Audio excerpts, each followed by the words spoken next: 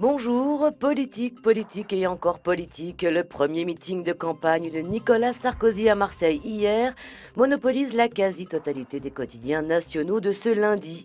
Sarkozy, une certaine idée de la France, se réjouit Le Figaro, qui affirme que le chef de l'État a multiplié les références gaulliennes, sous le regard attendri de son amoureuse, qui au passage a trouvé émouvant et merveilleux ce discours bleu-blanc-rouge. Sarkozy à Marseille, c'est l'élite finale, persifle Libération. Nicolas Sarkozy a affirmé vouloir rendre la parole au peuple, fustigeant la France d'en haut, s'amuse le quotidien de gauche. Le candidat du peuple contre les élites, évidemment, ça fait réagir. L'éditorialiste Nicolas Demorand estime que ce sera là tout l'enjeu de la campagne du candidat.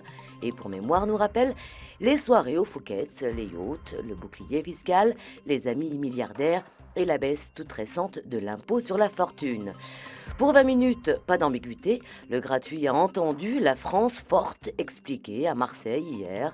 Alors, Nicolas Sarkozy a-t-il vraiment encore changé s'interroge Le Monde et l'Humanité répond sans surprise. Le journal situe Nicolas Sarkozy extrêmement à droite.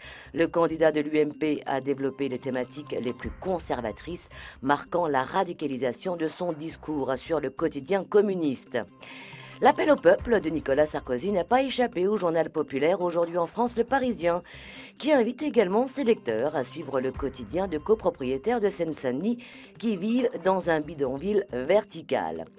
Du côté des Échos, le quotidien de l'économie croit savoir que Borloo est en lice pour succéder au PDG de Veolia et observe que plusieurs administrateurs du groupe demandent la tête d'Antoine Frérot. Côté sport, Paris sauve sa tête, se réjouit l'équipe. Timide et empruntée sur sa pelouse du Parc des Princes, le PSG a arraché in extremis le match nul 2-2 face à une brillante équipe de Montpellier. Mais attention, si les hommes d'Ancelotti restent leaders, Montpellier est loin d'avoir dit son dernier mot, juge le quotidien sportif. Enfin, l'image du jour, c'est celle de joyeux et rondouillards. Et il ne s'agit pas de politique, mais des very important pandas qui ont effectué samedi leur première sortie publique aux eaux de Beauval dans le Loir-et-Cher. Pour leur première apparition, les deux plantigrades se sont contentés de grignoter des branches de bambou et d'effectuer quelques cabrioles devant le public nombreux qui avait fait le déplacement. Sur cette bonne nouvelle, très belle journée et à demain.